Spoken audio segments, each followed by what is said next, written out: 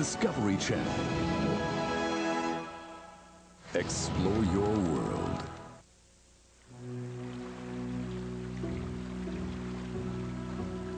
Here in the heart of China, man is battling against nature.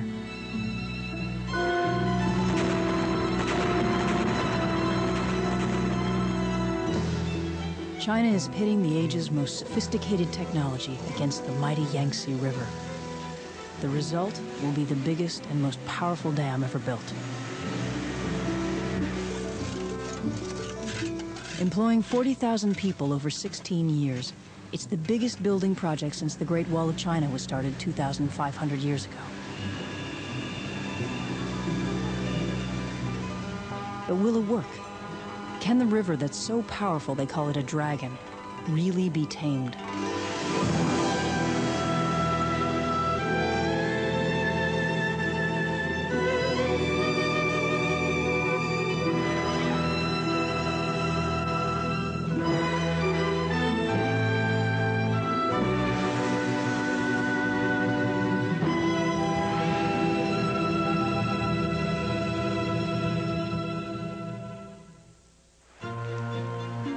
In August 1998, China was devastated by the worst floods in 44 years.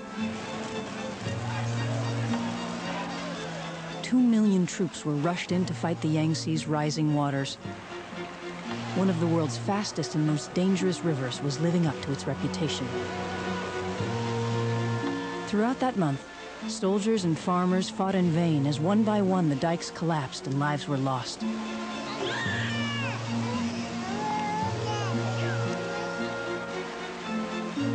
An area the size of New Zealand was flooded. The human cost was enormous. At their height, the floods affected nearly 300 million people. That's more than the population of the United States. The people of the Yangtze suffered disastrous floods on average every 10 years.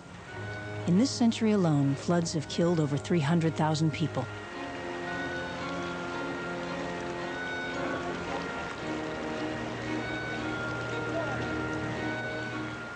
No one escapes such tragedy unscathed.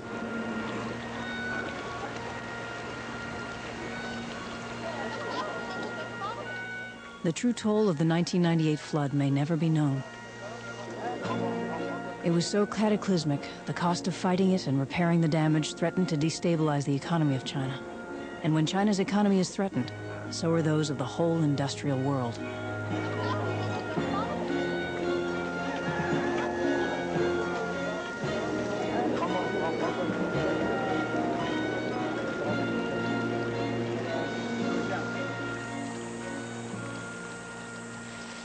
This area is the breadbasket of China, supplying much of the country's wheat and rice.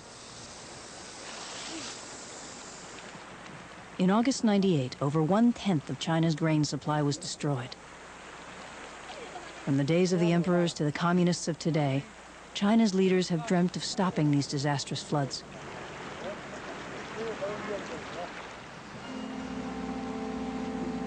They now think they have a solution: to complete the building of the world's biggest dam and tame one of the world's most dangerous rivers. Started in 1994, this is one of the world's largest construction projects ever. By the time it's finished in 2009, the dam will be a wonder of the modern world, a new Great Wall of China.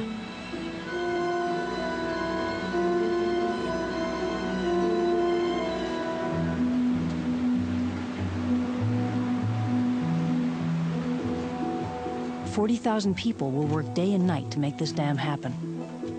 The dam will cost $28 billion, the cost of 14 space shuttles. But this staggering figure is still $2 billion less than the cost of the August '98 floods.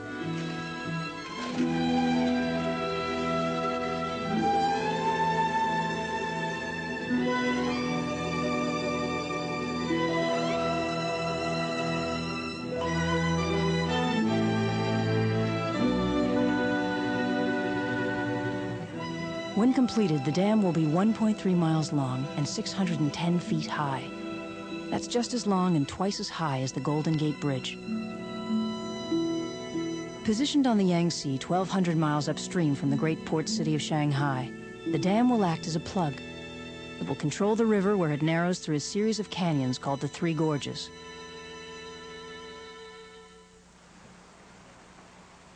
The man in charge of this massive project is one of the world's most brilliant and respected engineers, Mr. Liu Yumei. In order to stop the floods in the lower Yangtze, we need to contain the water during high water periods. In a man-made reservoir created by blocking the river with the Three Gorges Dam.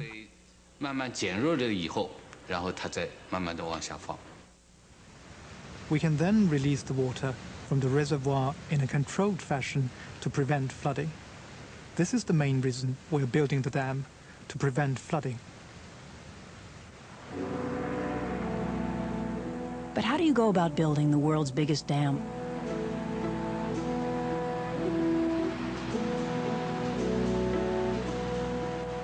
First, you build foundations. By the time it's finished, enough rock will have been excavated to build 100 Empire State Buildings.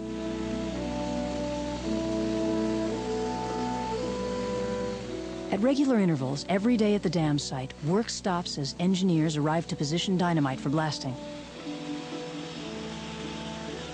Team leaders coordinate the blasting work.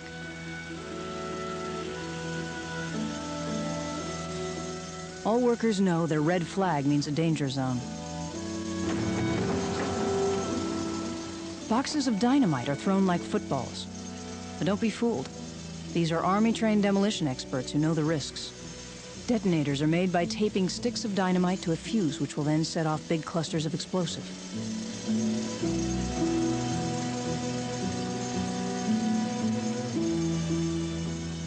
The red fuses and explosives are put in place according to the plan.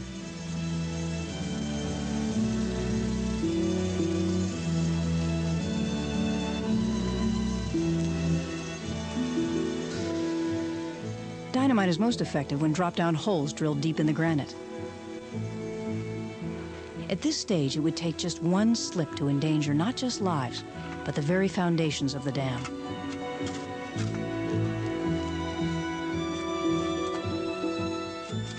It's dangerous and dirty work. And to stay alive, you need to know what you're doing.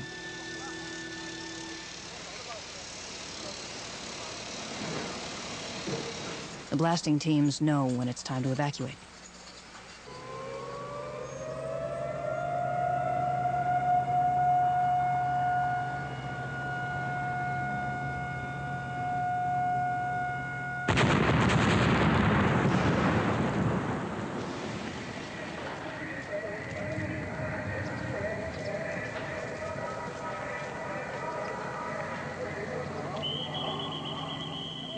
The fallout from these explosions blackens the sky and fills the air with dust. In fact, each and every day, 15 tons of dust smothers the site. After the day's blasting is complete, workers remove the rubble.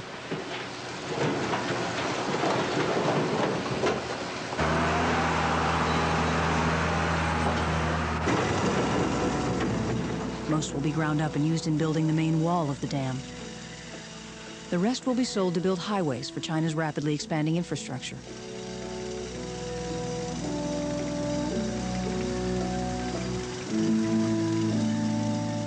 But how does a dam really work? Daniel Beard is one of the world's leading experts on water technology and large dams. In 1993, he was appointed by President Clinton as commissioner of the U.S. Bureau of Reclamation with a special task to investigate large dam building around the world. We build dams across the river, and what that does is impound water behind the wall or the structure that's built, and then water is diverted either through the dam or around the dam through turbines to generate electric power, or water is held there to provide flood control for individuals downstream, or it's diverted through canals to either cities or communities or to farms to provide water for irrigation or for drinking. The fascinating thing about large dams is that they take on a life of their own. They become symbols of a country's arrival as a first world nation or a developed nation. They become symbols of what is owed a people or a community. They become symbols of people's use of technology.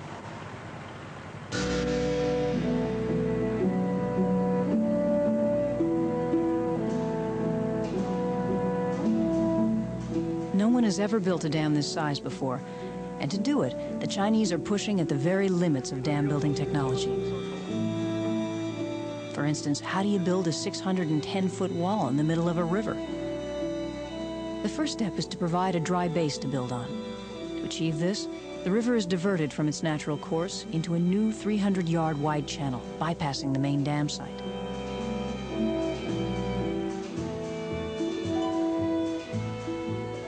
Throughout the main construction period, shipping will use this channel.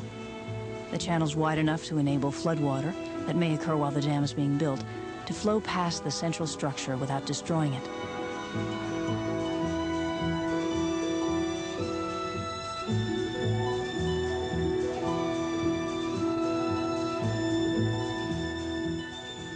As the diversion channel takes the main flow of water, the river's natural course will be gradually blocked by dumping rubble to form a temporary barrier called a cofferdam. A second cofferdam will then be built downstream of the first.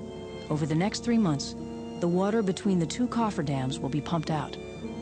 This will leave a dry bed on which to build the foundations of the dam's main wall.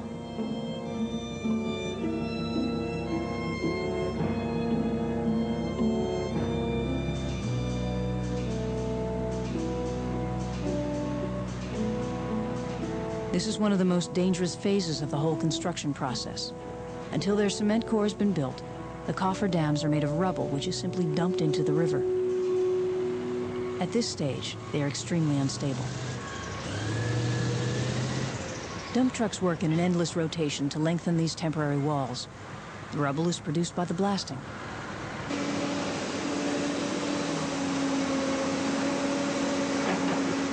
Soil removed from the riverbed loosely binds the rocks.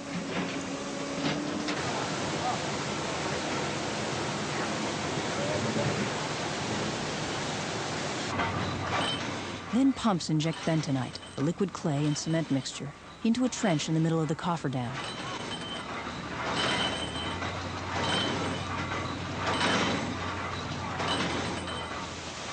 The bentonite takes a few days to dry out. Eventually, it hardens into a substance strong enough to form a backbone, which will prevent the cofferdam's collapse. When the liquid sets, it remains flexible enough to prevent the structure from cracking under pressure.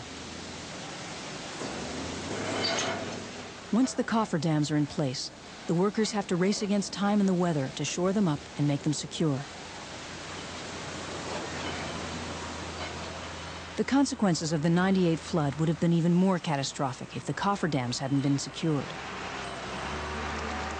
A collapsed cofferdam would have sent a huge tidal wave down the Yangtze, overwhelming everything in its path.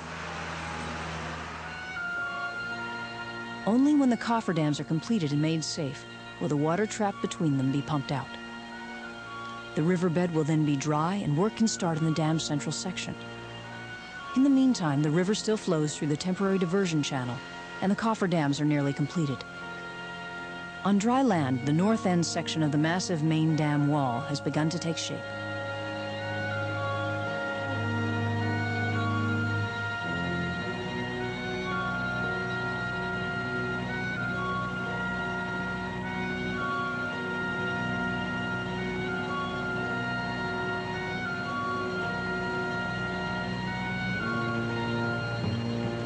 The scale of this giant undertaking is formidable.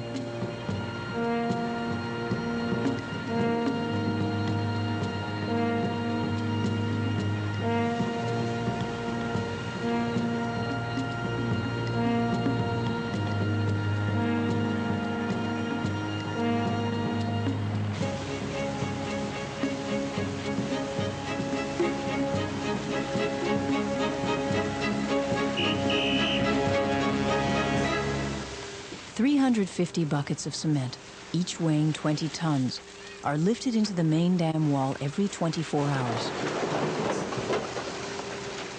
The proportions used in mixing the cement have to be decided on scientifically, as local climatic conditions affect the drying rate. Get it wrong and disaster threatens.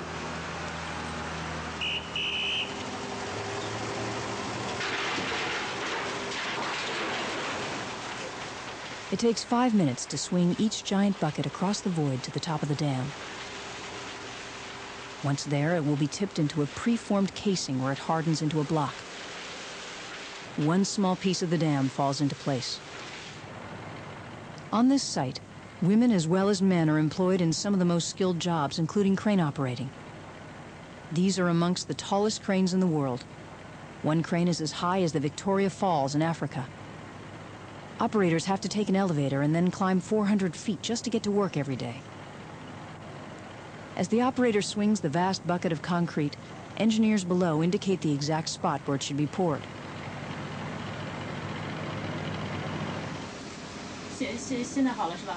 Can you tell me something about yourself? Yes, my name is Fang Zhihui. I'm just over 40 years old.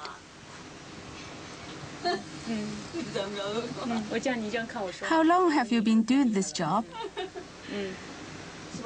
I started operating a crane in 1978. Since September last year, we've been operating right up here at this height. It's much higher than before, but it honestly doesn't scare me too much, the extra height. To tell you the truth, once you get used to heights, the extra weight doesn't count. It's all the same to me. Just a moment. I have to give it my full attention. It's really complicated up here. There are other cranes around, and you have to be very careful to avoid collisions.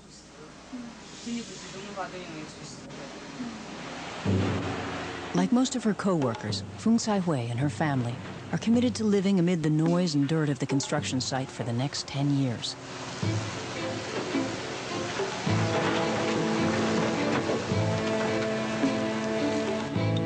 Alongside the dam site, a city of the future is being built to house the people who will maintain the dam when it's finished.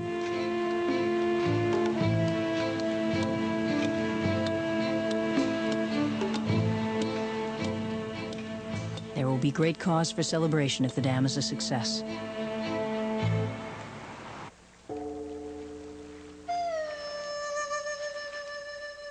The dam truly is taking shape in the heart of China.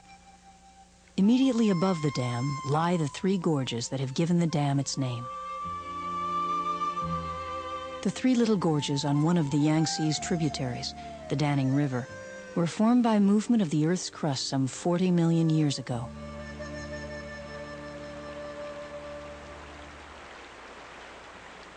The Danning flows into the Yangtze, but while the water of the tributaries remains sweet and clear, the main Yangtze is one of the most polluted waterways on the planet.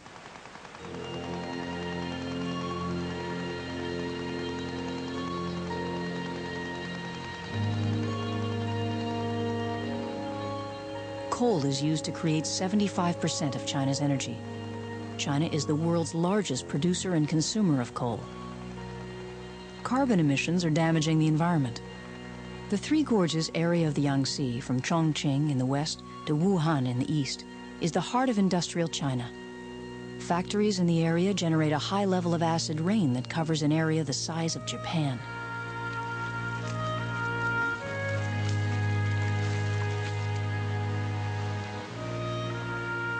China's leading cause of death is heart disease, helped by the burning of coal from steel smelters and rolling mills. Many such factories are on the banks of the river Yangtze.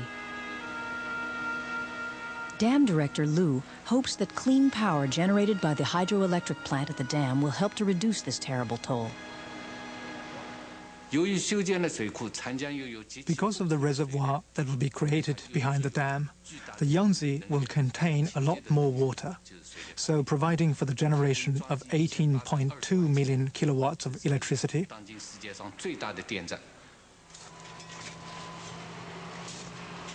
It will be the largest power plant in the world, capable of supplying all the power needed by a city 4 times the size of Los Angeles. This vast hole will be the site of one of the power stations. Solid granite had to be blasted to make way for its foundations. By the time the dam is complete, over 78 million cubic yards of rock will have been shifted in this mammoth drill and blast operation. It is hoped that selling the power generated by the dam will both fuel China's boom and help the dam pay for itself. The way power is generated by a dam is explained by Daniel Beard. Hydropower is electric power generated using the energy of falling water. There's only one law that you need to generate power, and that's the law of gravity. As long as we don't repeal gravity, water's going to flow downhill, and as it flows downhill, we capture it, divert it through a tunnel, and run it through a turbine, and as the turbine spins, it creates electricity.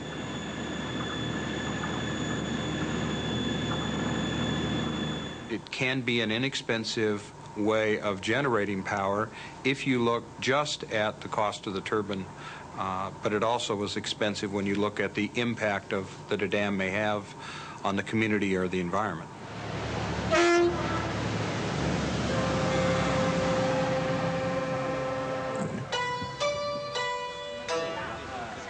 Today, the Yangtze River gorges are one of the most beautiful spots on the planet. Every year, up to 17 million Chinese people explore the beauty of the Three Gorges area.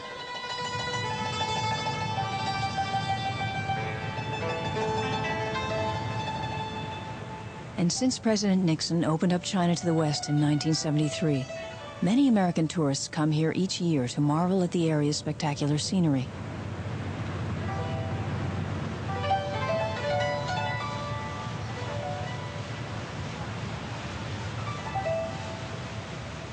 People come to see wildlife and traces of ancient cultures. Like this reconstruction of a walkway built above the river 2,000 years ago. They come to see aspects of China that have gone untouched for thousands of years in an area that's now changing fast.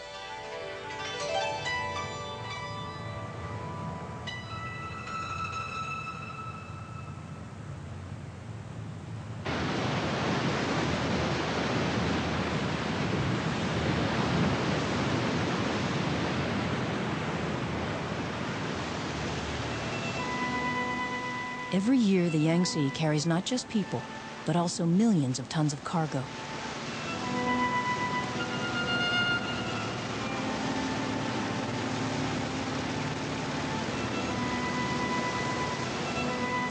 But soon, a 610-foot wall will block the river. How will all the shipping traffic cross the dam?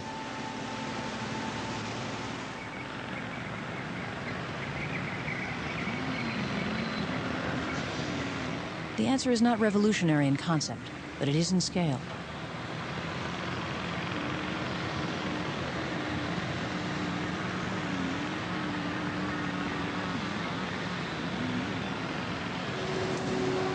Here, the foundations of a ship elevator are being constructed. The elevator will be a vast steel box driven by a mechanism strong enough to lift the box with a 3,000-ton ship inside. The box will contain 13 feet of water, enough to keep a ship balanced. The whole mechanism will raise a ship the height of the dam in just 42 minutes. The elevator in the center of the picture will be very fast, but it will be very expensive to use and only smaller ships will fit in. So most of the river's traffic will use the second mechanism, one of the world's largest system of locks.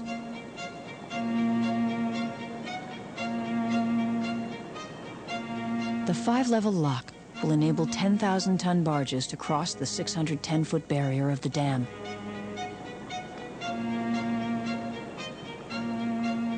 That's like moving the Titanic over the Statue of Liberty in just 3 hours.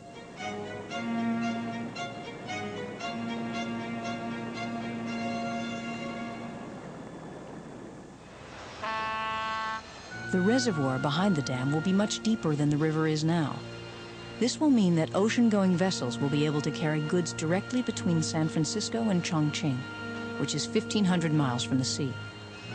An acceleration in the pace of the regeneration of central China will follow. It's estimated that the volume of shipping here will increase 5-fold, and that will mean a lot more money in a lot more pockets.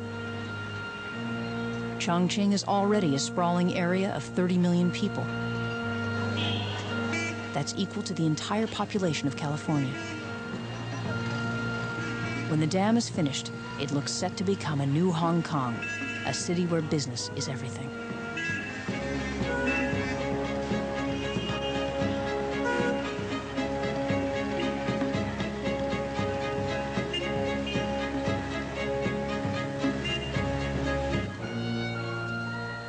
Although Chongqing is 370 miles upstream from the dam site, much of the old city will disappear to make way for a new, deeper port for the vast ships that will dock here. These mahjong players would be 50 feet underwater.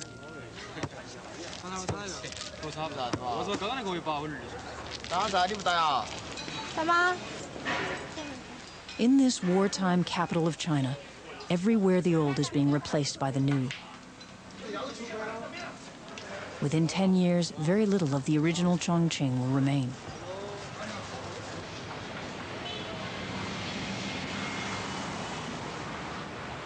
This man, Mr. Zhang Jiyan, must leave his family home for an apartment in the modern city. His home will be demolished tomorrow, so he paints a picture to help him remember.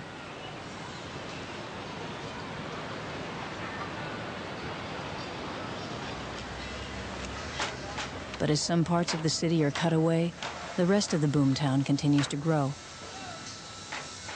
Such is the pace of change in Chongqing that people say if you turn your back even for a minute, a new building will already have risen when you look around. Can this building boom prevent a human tragedy of gigantic proportions? When the Three Gorges Dam is completed, the water level will rise behind it to over 500 feet, creating a reservoir nearly 400 miles long where once there were thriving river communities. The biggest worry for all those involved is not the technical challenge, but the fate of the million or so people who live along the shores of the Yangtze between the dam and Chongqing. All these communities along the riverbanks will have to be moved. The biggest problem is resettlement of people who live in the reservoir area. With the Three Gorges Dam, we can protect the people in the lower reaches, some 15 million people. But it will cause problems for the people in the upper reaches, which will be submerged. Currently, that is about 840,000 people. By the time the dam is completed, by natural increase, this will have become 1.13 million. But experts disagree about the number of people who will have to be resettled. Daniel Beard, once President Clinton's advisor on dams, thinks that figure has been seriously underestimated. I asked the Chinese when I was there, I said, what's the largest number of people you've ever moved for a dam project in your history? And they said 250,000 people in the 1960s. And my assumption was that at that time they were done at the end of a bayonet. Well, now you have a much different country, you have a much different China, and you're going to move 2 million people?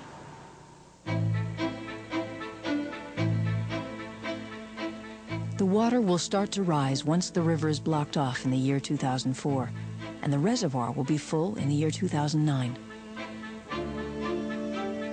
4,000 villages, 140 towns, 13 cities, and 100,000 acres of farmland will be inundated. The reservoir will be longer than the Grand Canyon. This is 2,000-year-old Fangdu, 250 miles upstream from the dam. It's known as the City of Ghosts because its temples are dedicated to the gods of the underworld. The town will vanish below the new reservoir's waterline. All that will remain will be the ghost temple at the top of the hill. When the 65,000 inhabitants have been evacuated, Fangdu must be destroyed to prevent submerged buildings becoming a hazard to shipping. Further upstream is the city of Fuling, with a population of 79,000.